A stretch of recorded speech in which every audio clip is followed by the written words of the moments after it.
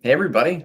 It's Kevin and it's Thea from RPH Ally and the Remote Care Services Show. Super excited to talk to you guys today about something that I feel like is a little overwhelming, and that is collaborating.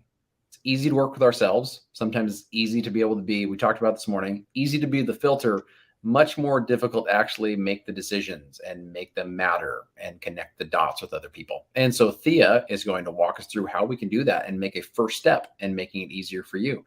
So we will talk to you guys in just a second and be able to jump right in.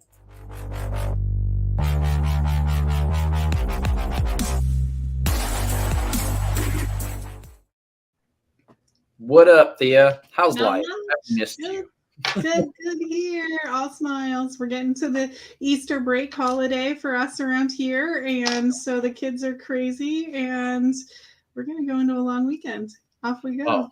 I'm so happy. Are you guys doing anything fun for the long weekend? Are you doing some family activities or just kind of keeping it low key? Family activities, dinner on Sunday kind of stuff, and probably some Easter basket hunting somewhere. So, Oh, nice. So Easter egg hunt. I'm glad you brought that up because that was my segue. I am going to be a weatherman sometime and use these segues, for good. But it can be an Easter egg hunt when we think about collaborating, right? It feels like we're searching for something that it's like you have to find where it's hidden. But that's not the case, Thea. Like nothing's really hidden. We just have to be able to know the basics of how to find it, how to put it together. It's not only the relationships, but also the appropriate documentation in order to make those relationships matter and for those things to stick. And so I think that's the piece. I'm so excited that you're putting this together for folks and just having some other conversations, Thea. It's a real hurdle, for a lot of people in our profession. And I know that, that's exactly why you created it. So let's hear more. yeah, I feel like most pharmacists and folks that want to collaborate with other healthcare providers really understand what it is they want to do, but they don't realize how much it affects the physician side or the health system side, or, from a pharmacy standpoint, if I look at most of our audience is probably pharmacists. And when I look at that audience, we have care management quality metrics we have to hit in the pharmacy, but the physician does too. And they do not a very great job at medication adherence. And that's our like bread and butter, from a dispensing model only pharmacy, making sure that you're optimizing revenue and getting folks on a MedSync program and what that looks like. And that in and of itself is enough to take to a physician office right there. Like just go and say, hello, I have a MedSync program and I want to help you meet your quality metrics around medication adherence. That there could turn into a collaboration.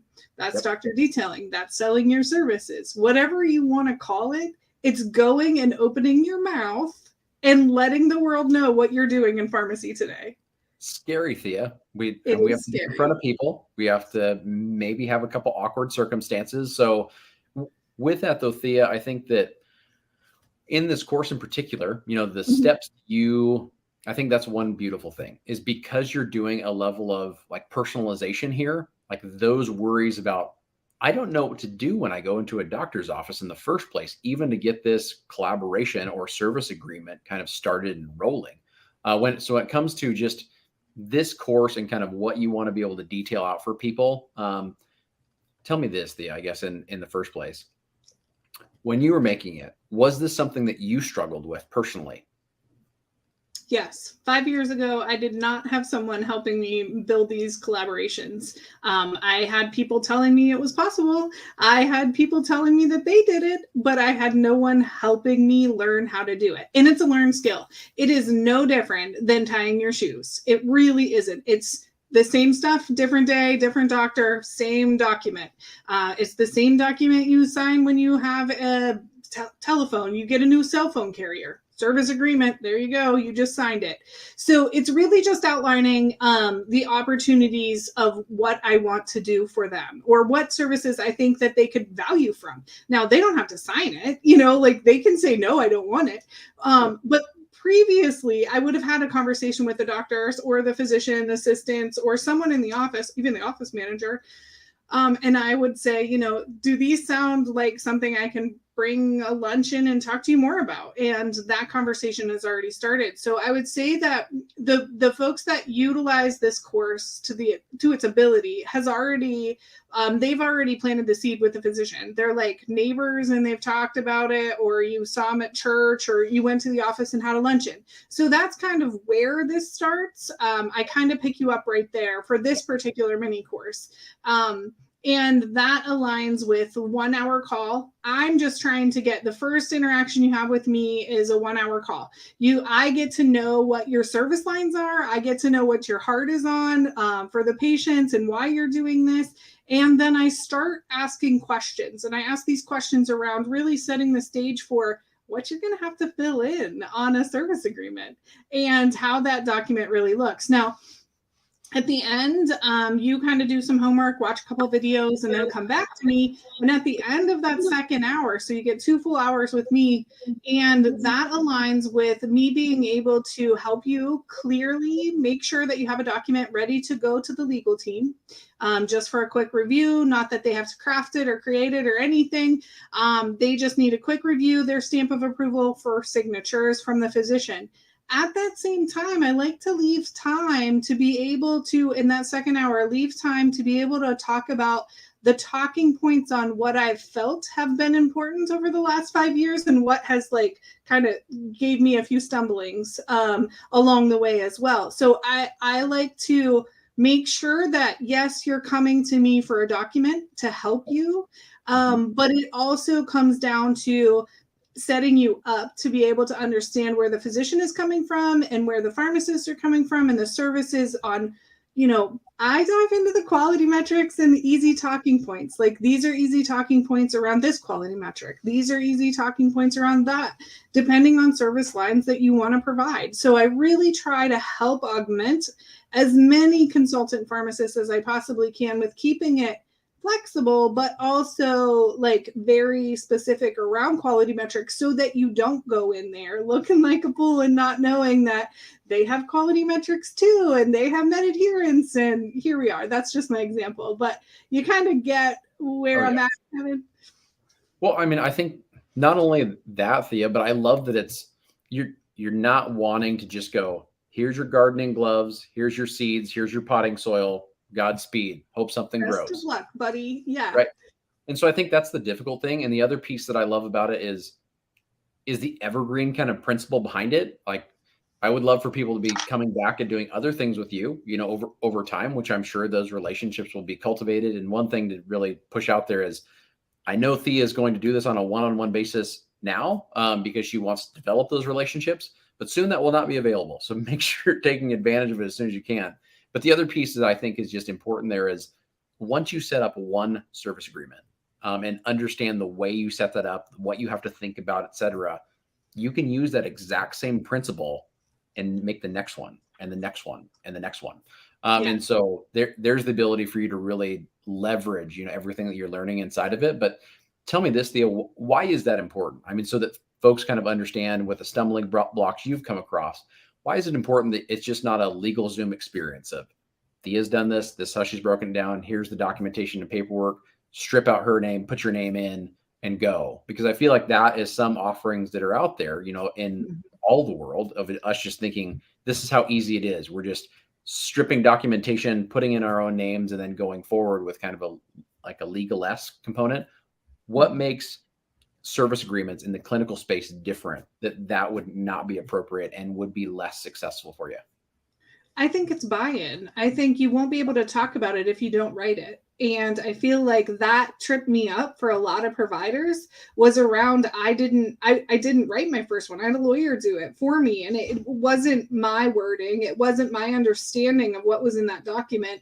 And it cost me a lot of money. Like, it cost me money from a legal aspect. Like, yes, I had the team draft it and do all of that thing from a legal standpoint, which was great. It'll stand up in the court of law for sure. But it didn't help me navigate that relationship with the office manager or with the physician when issues did arise with, not with my services, but more around the payment models, invoice recovery on, compensation, how the programs end and what it looks like, and all of that is lined out in a service agreement. And so when you plan for this is a temporary opportunity with this physician, and I need to make sure that I clearly cut the lines when I'm done. And how does that look like? And because when I went into it, I didn't even think about that. Like, I was like, oh my gosh, I'm so excited. I just want to do the thing. And I'm up and doing it. And yeah, no, my document failed me.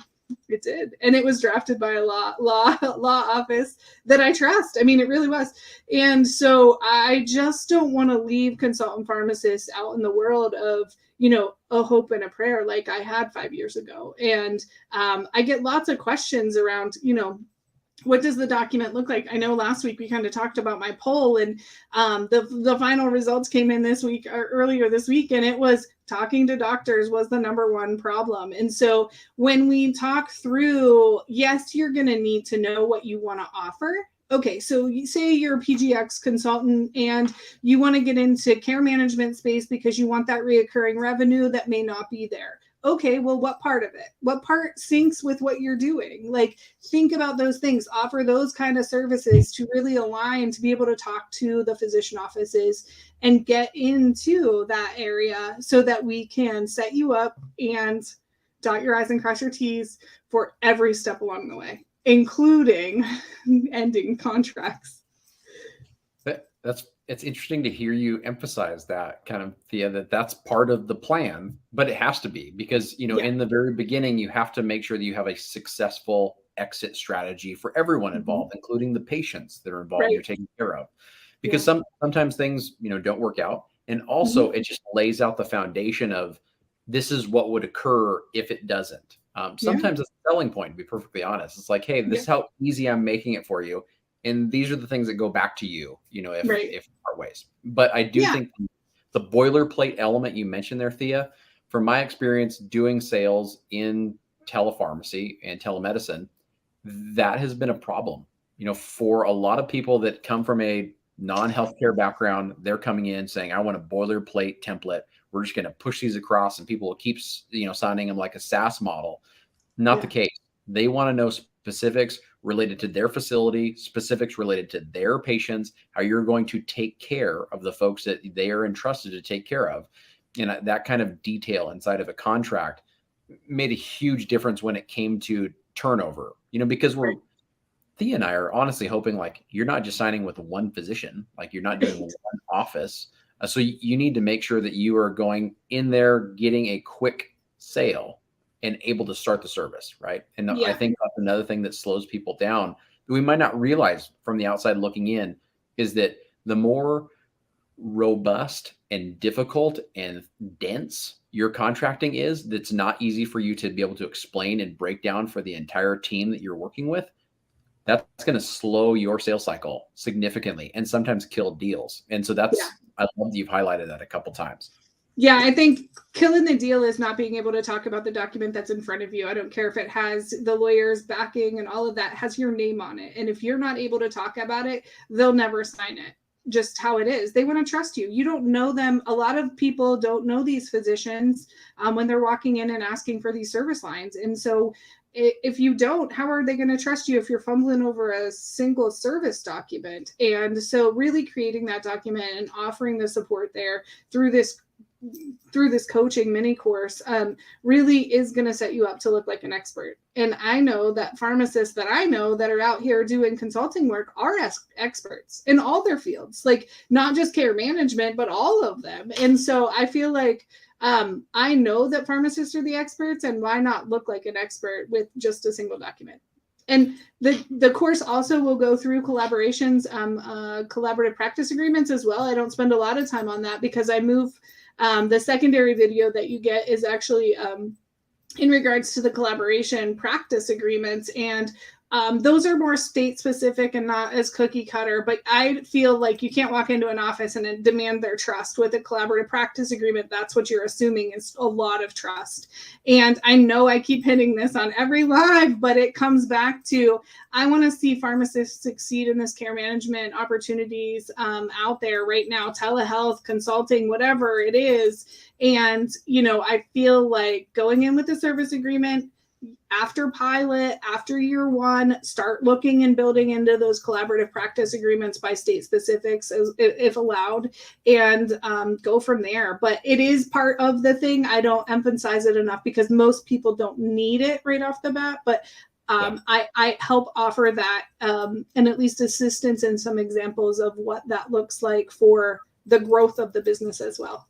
Smart. Yeah, I think that, we were talking to Jaron the other day about CPAs, and that was one interesting thing that I love that you always point out, Thea, is that two things. One, pharmacy students, talking to you guys, all pharmacists out there, pharmacy technicians, like getting schooling and training in contracting, something I did not receive. If you guys did, amazing. Super happy for you. Come and join RPHLI and tell Thea and I more about it. But that doesn't happen often enough. So we're not trained on how to lay these things out. We're seeing a future of a profession that's going to need to utilize more clinical services and offer more when it comes to what we're doing for our patients. This is a massive first step of just getting these agreements put in place. So there is some financial connection between yourself and the clinicians are able to legally bill for these types of services or offer these types of services to their patients so that you can connect those dots. The next piece, though, I love it, is that Thea just giving you some ideas on how these CPAs may line out. It's so logical because that's the often progression status. At least there is an ROI. You're able to go in with a service agreement, but having the ability to have some kind of clinical elements you're able to pull off the plates of those providers, highly likely to happen, and at least setting up your agreement so that you can easily plug those in. Amazing, because that streamlines the process. You don't have to re-sign contracts and details and everything else. You can allow some bandwidth for you to be able to insert a CPA inside it. So it's amazing. Thea, how do people get connected with the mini course? When are you getting started and how's it kind of work out before we sign off? I just want to add one more thing before that, Kevin. And it just kind of came to me about, pharmacy schools teach us a lot about having a business plan, right? They teach us about a business plan, but they don't teach us how to get clients. They don't teach us that. And so hopefully pharmacy schools will start teaching on this, what this looks like for the growth. I know, I'll plug this right now. University of Tennessee has an amazing collaboration program for primary care pharmacists who want to learn more about collaboration. It's like 20 CEs or something. I did it a couple years ago and it was amazing. It was so good. So I hate to tell people to go other places, but if you want a full-on certification in collaborations, you can get that from the University of Tennessee. I do have mine. Actually, I have it right here. It's right here. I don't even know. Like, I didn't even take the paper out of it. So there it is. Like, that's what it looks like. Yeah, but yeah, it is kind of fancy, but I can tell you don't need the certification. Like doing the work, I did that for Con Ed because I was like, oh, what can I learn about collaborations? Here we are. Because I was in the health system at that point. So I'm like, I'm doing it. And it was a great program. But, when we look at collaborations, think of them as a business plan for your consulting business. It's just another document that you need to dot your I's and cross your T's with. So if you are building that guarantees money. For the banks, if you took your business plan and a service agreement on what this looks like and what these fee schedules are and how you get through it, it's money in the bank. Awesome. Yeah. And to get a hold of everything, I know that we have Thea's, you can direct message Thea. We've got it all set up inside of our RPHLI, so you can go in there and you go and make that purchase and get rolling with things. When people get started, Thea, like what is the next contact for you? Is it setting up that first meeting after they enroll?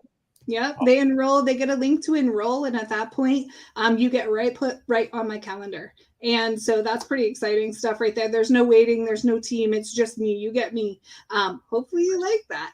But yeah, you can find it on my channel at Remote Care Services, or just hit me up on LinkedIn on a DM.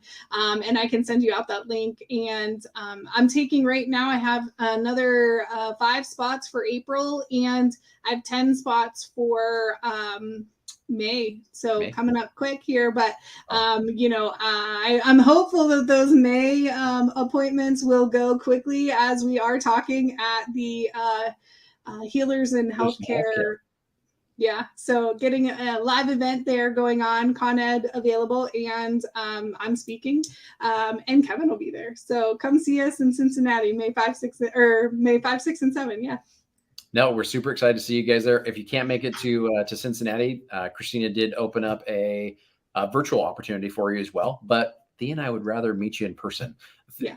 I still am going to try to find a way to side hug Thea to get in there because the brother sister have to meet somehow. But we're really excited to see some folks in person, and that's a great opportunity for you there with everything that's happening in this cohort. Jump on board because those are filling quickly, and then May will be the next kind of installment for you to be able to jump on.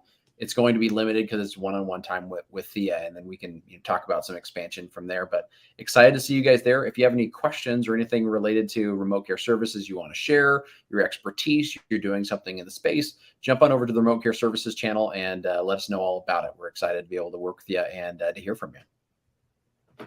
Thanks. Have a great week, guys. Bye-bye.